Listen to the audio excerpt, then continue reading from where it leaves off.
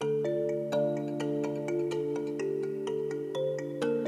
qu'il y a de particulier avec les troubles d'apprentissage, c'est qu'à la fois, c'est un phénomène qui est très fréquent, mais qui n'est pas si facile à détecter. C'est un trouble souvent invisible, mais qui est bien réel.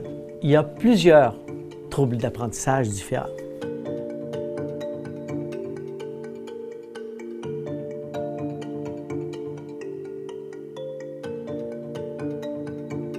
Une personne qui a un trouble d'apprentissage, eh bien, elle le sait, elle le vit tous les jours.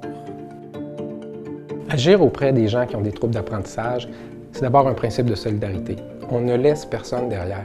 C'est aussi un principe très important de contribution économique. Ces gens-là peuvent contribuer si on les aide, si on les accompagne. Éventuellement, collectivement, on sera tous en meilleure posture parce qu'on les aura intégrés, on leur aura permis de se réaliser.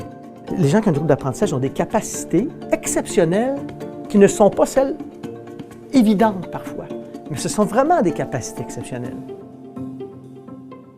C'est une année qui est un point tournant parce que l'AQETA, qui existe depuis 50 ans, l'Association québécoise des troubles d'apprentissage, devient officiellement l'Institut des troubles d'apprentissage.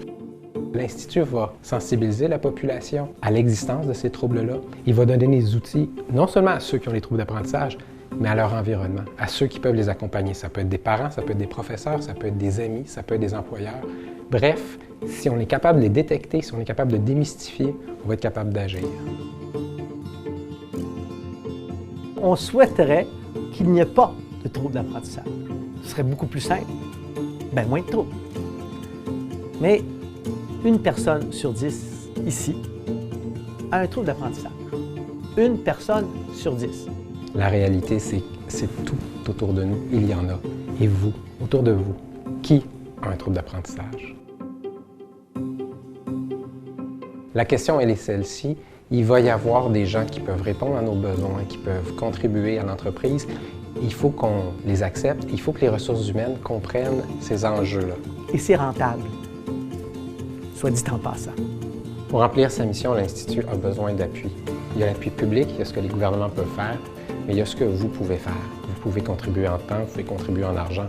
Posez-vous la question, qu'est-ce que vous pouvez faire et qu'est-ce que vous voulez faire pour soutenir l'Institut des troubles d'apprentissage? Jamais vous ne regretterez d'avoir investi auprès de ces gens qui sont exceptionnels. Merci.